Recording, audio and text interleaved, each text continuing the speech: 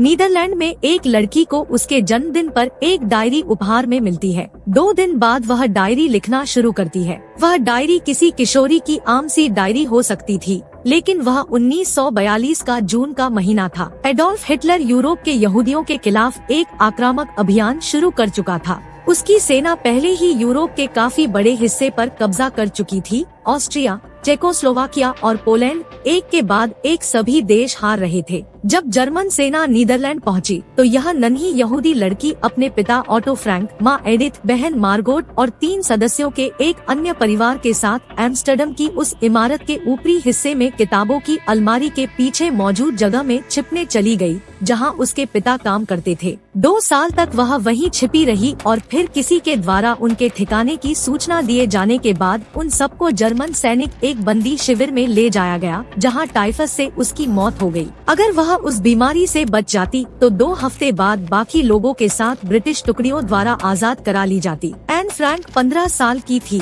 जब 1945 के शुरुआती मार्च में बेर्गन बेल्सन के उस बंदी शिविर में उसकी मौत हुई। एक विकृत उन्मादी विचारधारा ने समय से पहले उसकी जिंदगी की लौ को बुझा दिया। जून 1929 में जन्मी एन फ्रैंक की जिंदगी शायद गुमनाम ही रहती अगर उसके पिता 1947 में उसकी डायरी प्रकाशित न करते। वह एक ऐसी सरकारी फाइल में एक संख्या, एक बेचेहरा आंकड़ा बनकर रह जाती जिसमें दूसरे विश्व युद्ध के इंसानी पहलू को दर्ज किया जाना था। लेकिन नियति शायद ऐसा नहीं चाहती थी। उसने 1942 की गर्मियों में अपनी डायरी लिखनी शुरू कर दी थी, लेकिन उसका इरादा छिपे हुए यहूदी के तौर पर अपने अनुभव दर्ज करना कतई नहीं था। एन की डायरी उसके लिए अपने आप को बहुत ईमानदारी और साफ दिल से अभिव्यक्त करने की जगह थी। उसने निस्संकोच सब कुछ लिखा, कुछ भी नहीं छिपाया और डायरी के पन्नों पर खुद को खोलकर रख दिया। मार्च 1944 में एन ने लंदन में निर्वासित डच सरकार के एक सदस्य का रेडियो प्रसारण सुना,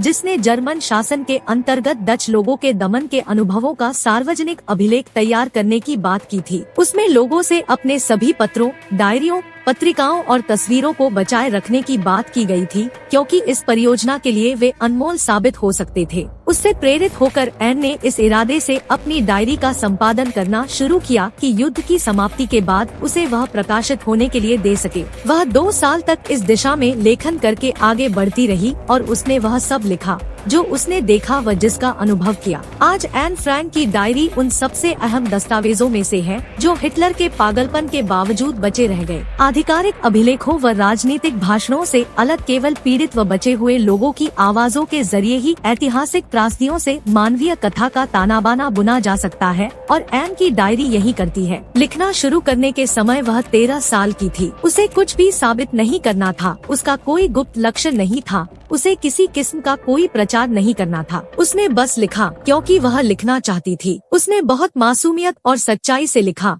जो सिर्फ बच्चों में हो सकती है। लेकिन जो कुछ उसने लिखा वह उतना मासूम नहीं था जितनी कि वह खुद थी। होलोकॉस्ट यानी यहूदियों के सामूहिक संहार को लेकर हुए विवादों व विचार विमर्श के बीच एन की डायरी पीड़ित के पक्ष से आने वाले बहुत सतर्कता पूर्वक तैयार किए गए और सारगर्भित दस्तावेजों में से एक है, और यह उस संहार का प्रतीकात्मक विषय बन चुका है। बच्चे अपने अकादमिक पाठ्यक्रम के एक भाग के रूप में इस डायरी के संक्षिप्त संस्करणों को पढ़ते हैं, ताकि वे यह जान सके कि 1940 के दशक के भयावह समय में उनकी ही उम्र की एक लड़की ने क्या कुछ सहा था। शिक्षाविद और इतिहासकार इस डायरी का इस्तेमाल ऐतिहासिक सत्य के प्रामाणिक स्रोत के रूप में करते हैं। इस डायरी के बारे में डच पत्रकार व इतिहासकार यान रोमेन ने 1946 में कहा था कि हालांकि यह एक बच्चे की आवाज में सामने आई है, फिर भी यह फांसीवाद के समूचे भयावह स्वरूप की अभिव्यक्ति है, जो न्यूरेमबर्ग के सभी साक्ष्यों से कहीं अधिक है। एन की आवाज महाद्वीपों व पीढ़ियों के पार पहुंची है। उसकी डायरी ने होलोकॉस्ट के पीड़ितों को गुमनाम होने से बचाए रखा है। उसने अपने जैसे बाकी लोगों को एक चेहरा और एक जिंदगी दी है। उसने उस यंत्रणा में जीने वाले लोगों व उसके बाद आने वाले हमारे जैसे लोगों के लिए उसे वास्तविक बनाया है। कहा जाता है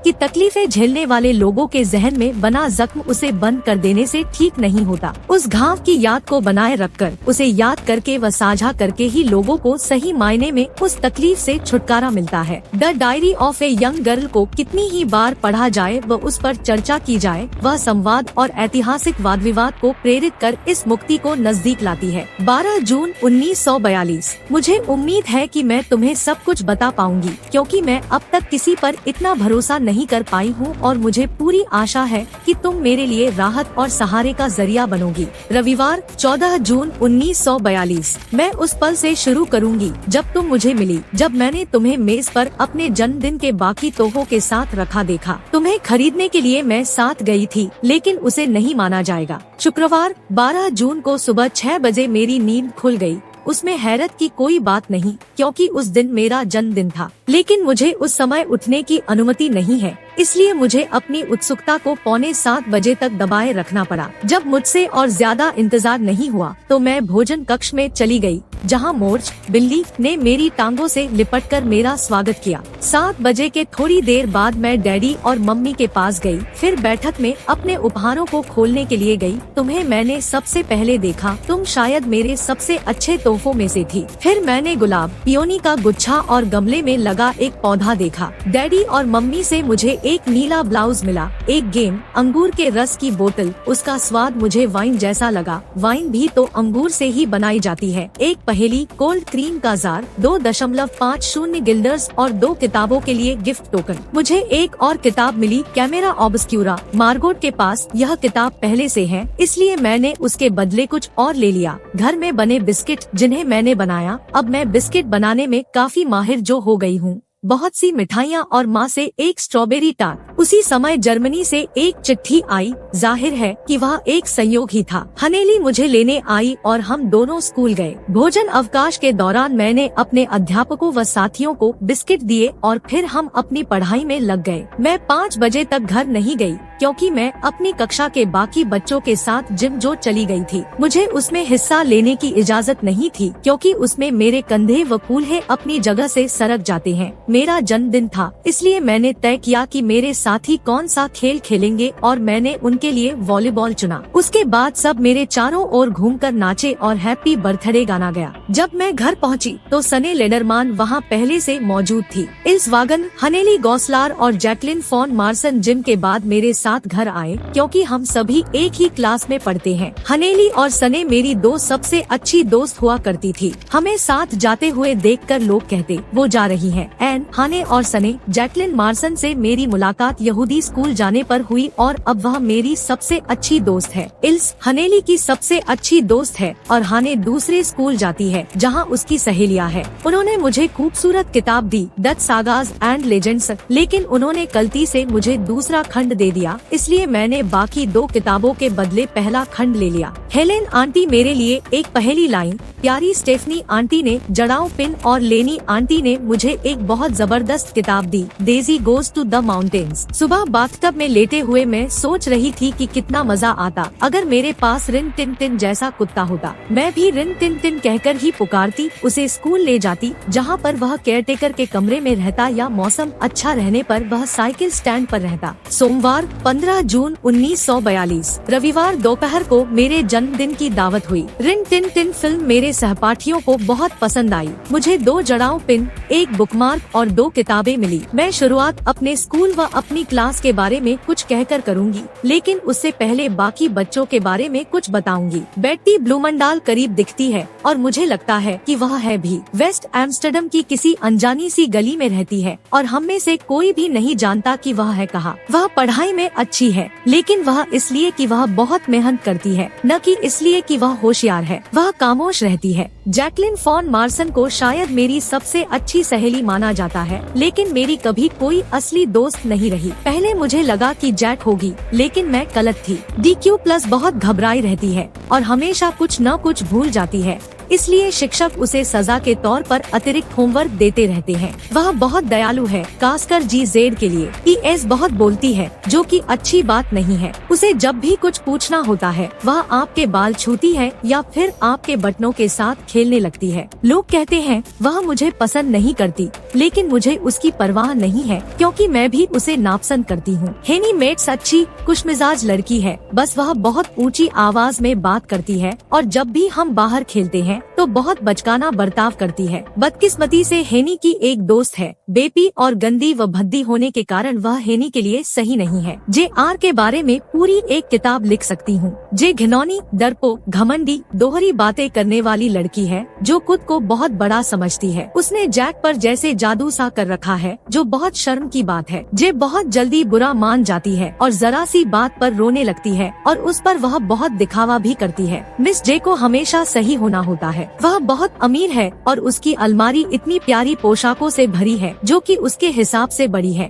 उसे लगता है कि वह बहुत आकर्षक है, लेकिन वह है नहीं। जे और मैं एक दूसरे को फूटी आंख नहीं भाते। शनिवार 20 जून 1942। मेरे जैसे किसी इंसान के लिए डायरी लिखना सचमुच अजीब सा अनुभव है। सिर्फ इसलिए नहीं कि मैंने इससे पहले कभी कुछ नहीं लिखा, बल्कि इसलिए भी कि मुझे लगता है कि बाद में शायद मुझे और न ही किसी और को 13 साल की लड़की के ख्यालों में कोई दिलचस्पी होगी। वैसे इससे कोई फर्क नहीं पड़ता। मेरा लिखने का मन है और मुझे अपने दिल से बातों के बोझ को कम करना है। कागज में लोगों से ज्यादा धीरज होता है। यह कहावत मुझे उन दिनों याद आई जब मैं थोड़ी उदास थी और हाथों में थोड़ी थामे हुए उबती हुई बेचैन थी और सोच रही थी कि बाहर जाऊं या घर में रहूं। आखिरकार मैं वहीं अपनी सोच में डूबी बैठी रही। हाँ, कागज में ज्यादा धीरज होता है और चूंकि मैं नहीं चाहती कि डायरी कहे जाने वाली इस नोटबुक को कोई पढ़े और तब तक इसे लिखती रहूं जब तक कि मेरे पास कोई सचमुच की दोस्त नहीं आ जाती, तो शायद इससे कोई फर्क भी नहीं पड़ता। अब मैं फिर से उसी मुद्दे पर आ गई हूँ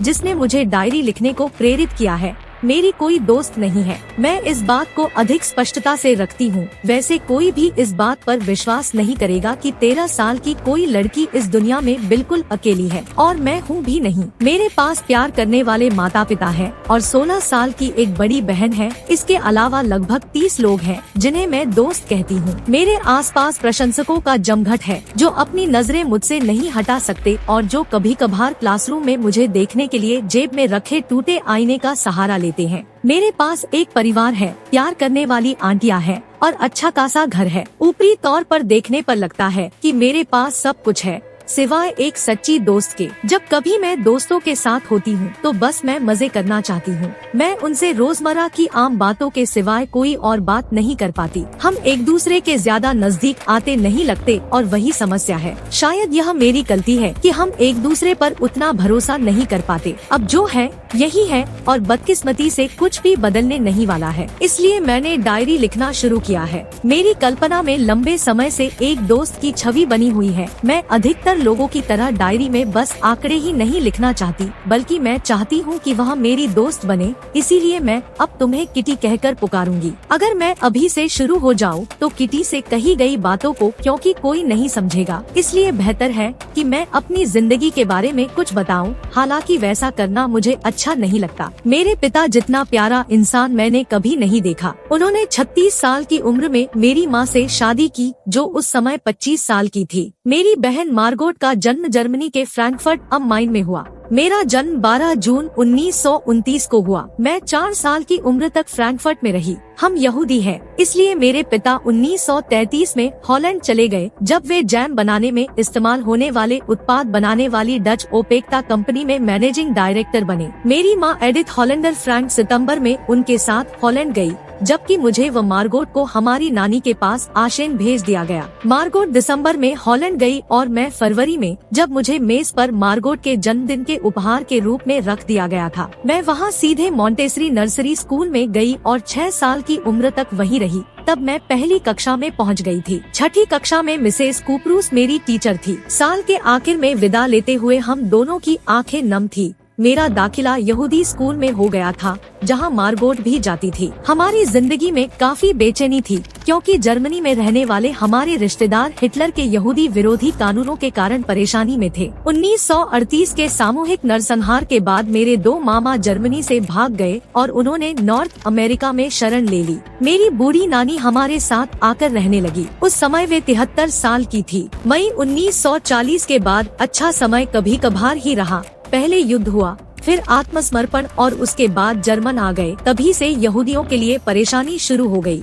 यहूदी विरोधी कानूनों के कारण हमारी आजादी पर कड़ी रोकटोक लग गई। यहूदियों को पीला सितारा लगाना होता था, यहूदियों को साइकिलों पर चलना होता था, यहूदियों को ट्राम पर चढ़ने की मनाही थी, यहूदी कार में नहीं बैठ सकते थे, चाहे वे उनकी अपनी क्यों न हो। यहूदियों को 3 बजे से 5 बजे के बीच अपनी खरीदारी करनी होती थी। यहूदियों को सिर्फ यहूदी सैलूनों में जाना होता था। यहूदियों को रात 8 बजे से सुबह 6 बजे तक सड़कों पर चलने की मनाही थी। यहूदी थिएटर नहीं जा सकते थे या किसी अन्य मनोरंजन की जगहों पर नहीं सकते थे। यहूदियों को swimming pool, tennis courts, hockey के मैदानों या अन्य खेलों के मैदानों का इस्तेमाल करने की मनाही थी। यहूदी नौकायन नहीं कर सकते थे। यहूदी सार्वजनिक तौर पर किसी खेल गतिविधि में भाग नहीं ले सकते थे। यहूदियों को अपने व अपने दोस्तों के बगीचों में रात 8 बजे के बाद बैठने की मनाही थी। यहूदी ईसाइयों के घर नहीं जा सकते थे। यहूदियों को सिर्फ यहूदी स्कूल जाना होता था आदि। आप यह नहीं कर सकते, वह नहीं कर सकते, लेकिन जिंदगी चलती रही। जैक मुझसे हमेशा कहती, मेरी कुछ भी करने की हिम्मत नहीं होती क्योंकि मुझे डर लगता है कि कहीं उस पर पाबंदी न हो। 1941 की गर्मियों में मेरी नानी बीमार पड़ गई। उनका ऑपरेशन करवाना पड़ा, इसलिए मेरा जन्मदिन नहीं मनाया गया। 1940 की गर्मियों में भी मेरे जन्मदिन पर कुछ खास नहीं हुआ क्योंकि तभी हॉलैंड में लड़ाई खत्म हुई थी। जनवरी 1942 में नानी की मौत हो गई। कोई नहीं जानता कि मैं उनके बारे में कितना सोचती हूँ और अब भी उन्हें प्यार करती हूँ। 1942 में आए इस जन्मदिन पर हमने बाकी जन्मदिनों की कमी पूरी करनी चाहिए और बाकी मोमबत्तियों के साथ नानी माँ की मोमबत्ती भी जलाई गई। हम चारों अब भी मजे में हैं और अब मैं फिर से आज के दिन 20 जून 1942 पर वापस आती हूँ और अपनी डायरी से औपचारिक निवेदन करती हूँ। शनिवार 20 जून 1942। प्यारी किटी, तो मैं सीधे शुरू हो जाती हूँ। अभी खामोशी है। मम्मी पापा बाहर गए हैं और मार्गोट अपनी दोस्त ट्रीज के घर अपनी बाकी दोस्तों के साथ पिंग पोंग खेलने गई है। पिछले कुछ समय से मैं भी काफी पिंग पोंग खेलने लगी हूँ,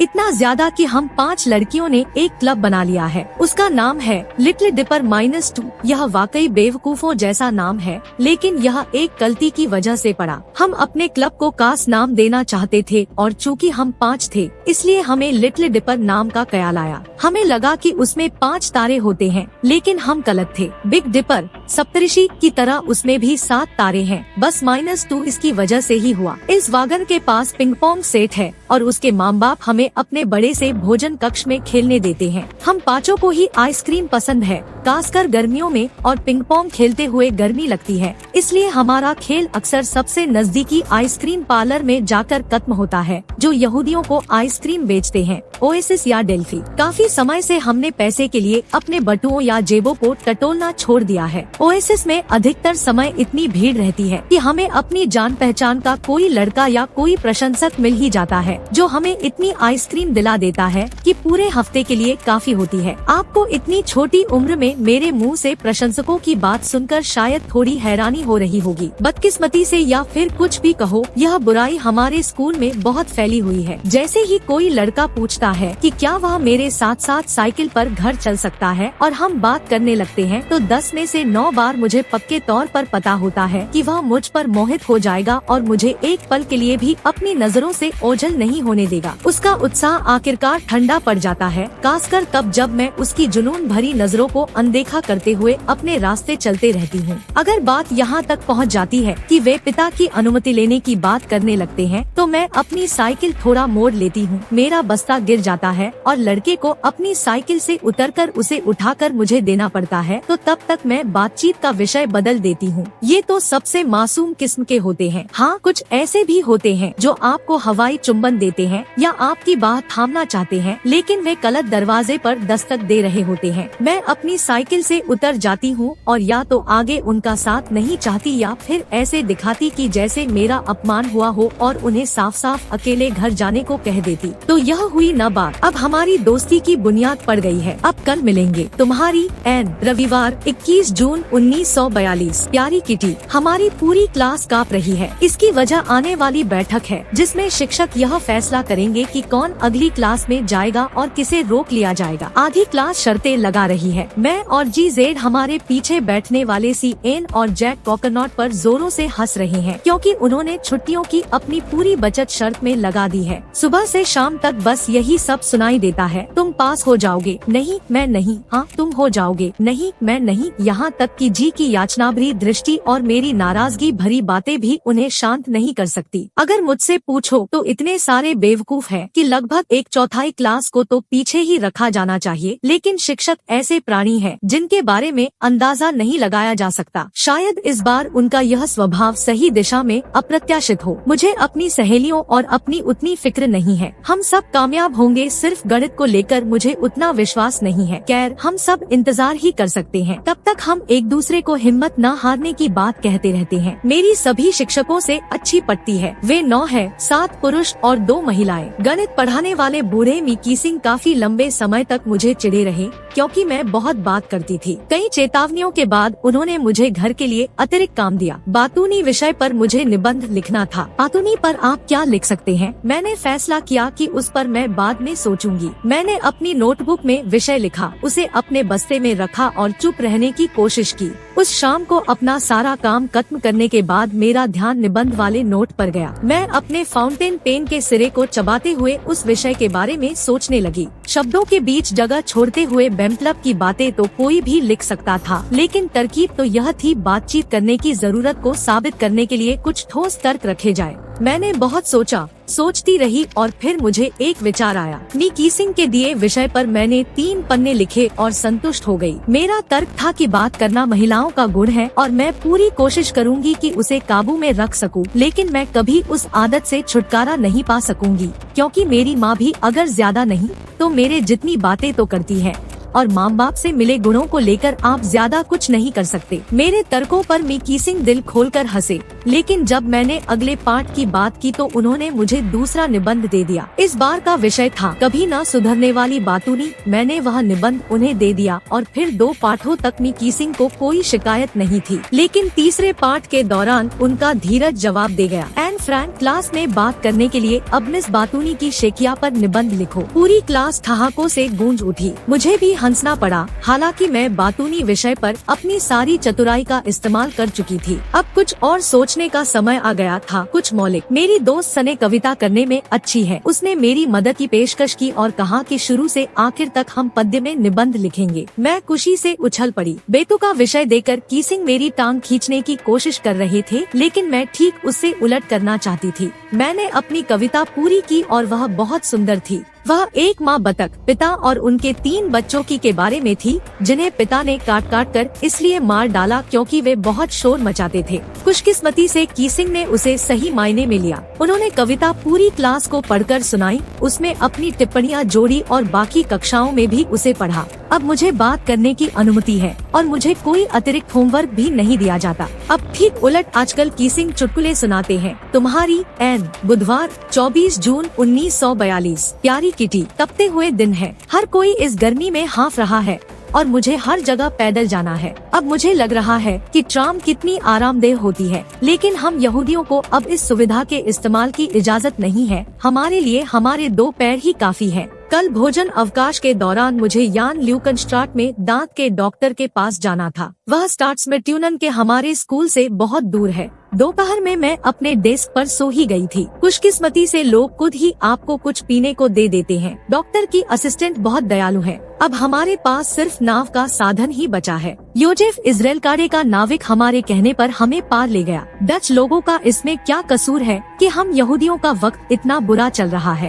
काश मुझे स्कूल न जाना होता। ईस्टर की छुट्टियों के दौरान मेरी साइकिल चोरी हो गई और मेरे पिता ने माँ की साइकिल कुछ ईसाई दोस्तों को संभाल कर रखने के लिए दे दी। शुक्र है कि गर्मी की छुट्टियाँ आने वाली है। 1 हफ्ते के बाद हमारी मुसीबत दूर हो जाएगी। कल सुबह कुछ अप्रत्याशित हुआ। जब मैं साइकिल रैक के पास से गुजर रही थी तो मैंने किसी को अपना नाम पुकारते सुना। पीछे मुड़ने पर मैंने देखा कि वहाँ वही शालीन लड़का खड़ा था जिसे मैं अपनी दोस्त विल्मा के यहाँ मिली थी। वह विल्मा का रिश्ते का भाई था। मुझे लगता था कि विल्मा अच्छी थी, जो कि वह है भी, लेकिन वह हमेशा लड़कों की बात करती रहती है और वह थोड़ा उबाऊ हो जाता है। वह मेरी तरफ बढ़ा, थोड़ा शर्माते हुए और अपना नाम हलो जिल्बरबर बताते हुए अपना परिचय दिया। मैं थोड़ी हैरान थी और नहीं जानती थी कि वह क्या चाहता था, लेकिन मुझे वह जानने में देर नहीं लगी। उसने मुझसे पूछा कि क्या वह मेरे साथ स्कूल चल सकता है। बिल्कुल, अगर तुम भी उसी रास्ते पर जा रहे हो तो मैं तुम्हारे साथ चलूंगी, मैंने कहा। हम दोनों साथ चल पड़े। हलो 16 साल का है और हर तरह की मजेदार कहानियाँ सुनाने में माहिर है। आज सुबह भी वह मेरा इंतजार कर रहा था और मुझे उम्मीद है कि अब से वह इंतजार करता मिलेगा। बुधवार 1 जुलाई 1942। प्यारी किटी, ईमानदारी से कहूँ तो आज से पहले मुझे तुम्हें लिखने का वक्त ही नहीं मिला। बृहस्पतिवार को मैं पूरा दिन दोस्तों के साथ रही, शुक्रवार को भी हम लोग साथ रहे और आज तक यही सब चलता रहा। पिछले हफ्ते में और हलो एक दूसरे को अच्छी तरह जान पाए और उसने मुझे जिंदगी के बारे में काफी कुछ बताया। वह गेल्सेंकिर्चेन का है और अपने दादा दादी के साथ रहता है। उसके माता पिता बेल्जियम में हैं, लेकिन वह उनके पास नहीं जा सकता। हलो की उजूला नाम की एक गर्लफ्रेंड हुआ करती थी। मैं भी उसे जानती हूँ। वह बहुत प्यारी और बहुत नीरस भी है। जब से वह मुझे मिला है, वह जान गया है कि वह उजूला से बोर होता जा रहा है, तो मैं एक तरह से जोश बढ़ाने का काम कर रही हूँ। वाकई आप नहीं जान पाते कि आप किस काम में अच्छे हैं। शनिवार रात को जैक यही थी। रविवार दोपहर वह हनेली के यहाँ रही और मैं बहुत बोर हुई। हलो को शाम को आना था, लेकिन उसने लगभग 6 बजे फोन किया। मैंने फोन उठाया तो उसने कहा, मैं हेलमुट जिल्बरबर बोल रहा हूँ, क्या मैं एन से बात कर सकता हूँ? अरे हलो, मैं एन बोल रही हूँ।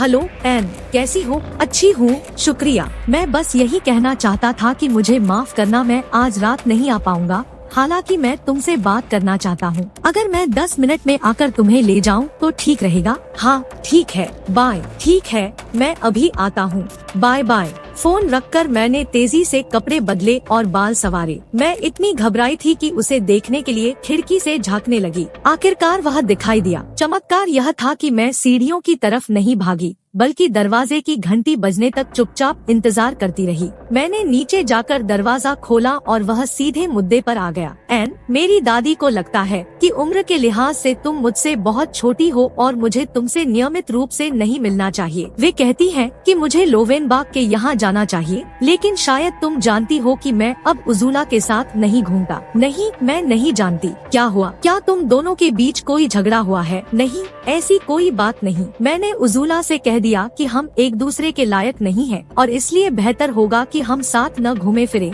लेकिन वह मेरे घर आ सकती है और उम्मीद है कि उसके घर में भी मेरा स्वागत होगा। दरअसल मुझे लगा कि उजूला किसी और लड़के के साथ घूमती है और मैंने उसके साथ वैसा ही बर्ताव किया जैसा कि वह कर रही थी, लेकिन वह सच नहीं था। फिर मेरे चाचा ने कहा कि मुझे उससे माफी मांगनी चाहिए, लेकिन मुझे वैसा करना ठीक नहीं लगा और इसीलिए मैंने उससे रिश्ता तोड़ दिया। लेकिन वह सिर्फ एक कारण था। अब मेरी दादी चाहती है कि मैं तुमसे नहीं उजूला से मिलूं, लेकिन मैं उनसे सहमत नहीं हूँ और मैं वैसा नहीं करूँगा। कई बार बूढ़े लोगों के विचार बहुत ही दकियानूसी होते हैं, लेकिन इसका मतलब यह नहीं कि मुझे उनके मुताबिक चलना चाहिए। मुझे अपने दादा दादी की जरूरत है, लेकिन कुछ मायनों में उन्हें भी मेरी जरूरत है। आज के बाद से मैं बुधवार शाम को काली रहूँगा। मेरे दादा दादी मुझे लकड़ी पर नक्काशी का काम सीखने के लिए भेजना चाहते हैं, लेकिन मैं जियोनवादियों के क्लब में जाना चाहता हूँ। मेरे दादा दादी नहीं चाहते कि मैं वहाँ जाऊँ क्योंकि ये जियोन विरोधी है। मैं कट्टर जियोनवादी नहीं हूँ, लेकिन मेरी दिलचस्पी उसमें है। वैसे वहाँ भी काफी गड़बड़ हो गई है।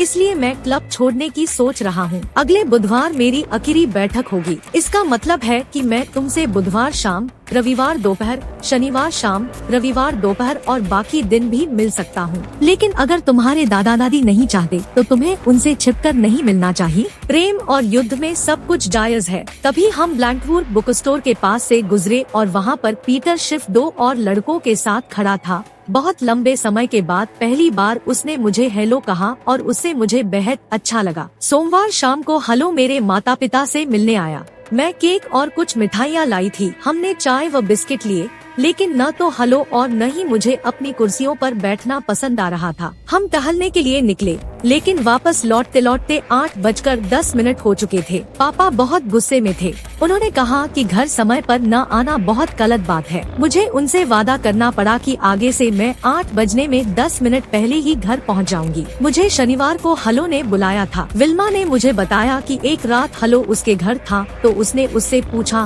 तुम्हें उजूल पसंद है यायन? उसने कहा, इससे तुम्हारा कोई लेना देना नहीं। लेकिन बाहर निकलते हुए बाकी शाम उन्होंने कोई बात नहीं की। उसने कहा, मुझे ऐन ज्यादा अच्छी लगती है, लेकिन किसी को मत बताना। बाय। और वह तेजी से बाहर निकल गया। हलो की हर बात उसकी हरकतों से लगता है कि वह मेरे प्यार में है और मुझे यह बात अच्छी लगती है। मार्गोट कहती है कि वह भला है। मुझे भी ऐसा ही लगता है, लेकिन वह उससे कहीं ज्यादा है। माँ भी उसकी तारीफ करते नहीं थकती। खूबसूरत लड़का, शालीन और विनम्र। मुझे खुशी है कि सब उसे पसंद करते हैं, मेरी सहेलियों को छोड़कर। उसे लगता है कि वे बहुत बचकानी है और वह सही भी है। जैक अब भी उसका नाम लेकर मुझे चिढ़ाती है, लेकिन मुझे उससे प्यार नहीं है, सचमुच नहीं। लड़कों से दोस्ती में कोई बुराई नहीं, किसी को भी आपत्ति नहीं है। माँ मुझसे हमेशा पूछती है कि मैं बड़ी होने पर किससे शादी करूंगी, लेकिन मैं शर्त लगा सकती हूँ कि वे कभी अंदाजा नहीं लगा पाएंगी कि वह पीटर है, क्योंकि मैं पलक झपकाए बिना उन्हें उसके खिलाफ अपनी राय दे चुकी हूँ। मैं पीटर को इतना प्यार करती हूँ जैसा मैंने किसी को भी नहीं किया, और मैं खुद से कहती हूँ कि वह मेरे लिए अपनी भावनाएं छिपाने के लिए बाकी लड़कियों के साथ घूमता है। शायद उसे लगता है कि मैं और हलो एक दूसरे से प्यार करते हैं, जबकि ऐसा नहीं है। वह बस एक दोस्त है, या फिर जैसा कि माँ कहती है, वह शादी करने का इच्छुक लड़का। तुम्हारी एन। रविवार 5 जुलाई 1942। प्यारी किटी, यहूदी थिएटर में शुक्रवार को परीक्षा परिणाम घोषित किए गए। मेरा रिपोर्ट कार्ड बहुत बुरा नहीं था। मुझे बीजगणित में 1 D और 1 C- मिला और बाकी सब में B मिला। 2 में B+ और 2 में B- मिला। मेरे माता पिता खुश हैं, लेकिन ग्रेड्स के मामले में वे बाकी माँ बाप जैसे नहीं हैं। वे कभी परिणामों की चिंता नहीं करते, चाहे वे अच्छे हों या बुरे। जब तक मैं सेहतमंद हूँ, खुश हूँ और ज्यादा शरारत नहीं करती, वे संतुष्ट रहते हैं। अगर ये 3 चीजें ठीक हो तो बाकी सब कुछ अपने आप ठीक रहेगा। मैं ठीक उलट हूँ। मैं बुरी विद्यार्थी नहीं बनना चाहती। मुझे यहूदी स्कूल में कुछ शर्तों पर लिया गया था। मुझे मॉन्टेसरी स्कूल में रहना था, लेकिन जब यहूदी बच्चों के लिए यहूदी स्कूलों में जाना जरूरी हो गया तो काफी मिन्नतें करने के बाद मी एल्टे मुझे और लाइज गॉसलर को स्कूल में लेने के लिए तैयार हो गए। लाइज भी इस साल पास हो गई है, हालांकि उसे ज्यामिति की परीक्षा फिर से देनी होगी। बेचारी लाइज, उसके लिए घर पर पढ़ाई करना आसान नहीं है। उसकी 2 साल की छोटी बिगड़ैल बहन उसके कमरे में हर समय खेलती रहती है। अगर उसकी बात न मानो, वह चिल्लाने लगती है, और अगर लाइज उसका ध्यान न रखे तो मिसेस गॉसलर चीखने लगती हैं। इसलिए लाइज को अपना होमवर्क करने में बहुत मुश्किल होती है, और जब तक यह सब चलता रहेगा, अतिरिक्त ट्यूशन से उसे कोई फायदा नहीं होने वाला है। उसका घर देखने लायक जगह है। मिसेस गॉसलर के माँ बाप पड़ोस में रहते हैं, लेकिन उनके साथ ही खाना खाते हैं। वहाँ एक नौकरानी है, एक बच्ची अपने कयालों में खोए और वहाँ मौजूद न रहने वाले मी गॉसलर और हमेशा घबराई हुई व चिड़चिड़ी मिसेस गॉसलर है, जो फिर से माँ बनने वाली है। इस हलचल के बीच अनाड़ी लाइज कहीं खो जाती है। मेरी बहन मार्गोट का भी परीक्षाफल मिला है। हमेशा की तरह उसका प्रदर्शन शानदार रहा है। अगर हमारे यहाँ कास तरह डिग्री भी होती तो वह उसमें भी अव्वल आती। वह बहुत होशियार है। पापा आजकल ज्यादातर घर में रहते हैं। उनके लिए दफ्तर में करने को कुछ खास नहीं है। यह एहसास बहुत बुरा है कि किसी को आपकी जरूरत नहीं। मी क्लेमन ने ओपेक्टा को अपने हाथ में ले लिया है, और मी कुगलर ने मसालों व उनसे जुड़े विकल्पों की गीस एंड कंपनी का अधिग्रहण कर लिया है, जिसकी स्थापना 1941 में हुई थी। कुछ दिन पहले हम अपने घर के नजदीक चौराहे पर चहलकदमी कर रहे थे कि पापा ने कहीं छिपकर रहने के बारे में बात शुरू की। उन्होंने कहा कि बाकी दुनिया से कटकर रहना हमारे लिए बहुत मुश्किल होगा। मैंने उनसे पूछा कि वे उस बात को तब क्यों उठा रहे थे। उनका जवाब था, देखो एन, तुम जानती हो कि 1 साल से ज्यादा समय से हम अपने कपड़े, खाने पीने की चीजें और फर्नीचर बाकी लोगों को भेजते रहे हैं। हम नहीं चाहते कि हमारे सामान पर जर्मन कब्जा कर ले, न ही हम खुद उनके शिकंजे में फंसना चाहते हैं। इसलिए हम अपनी मर्जी से निकलेंगे, न कि किसी के द्वारा निकाले जाने का इंतजार करेंगे। लेकिन कब पापा? वे इतने गंभीर लग रहे थे कि मुझे डर लगा। तुम फिक्र मत करो, हम सब चीजों का ध्यान रखेंगे। तुम तब तक अपनी बेफिक्री के दिनों का मजा लो। बस वही बात थी, काश ये गंभीर शब्द जहाँ तक मुमकिन हो सके सही साबित न हो। दरवाजे की घंटी बज रही है। हलो आ गया है, अब रुकने का वक्त है। तुम्हारी एन।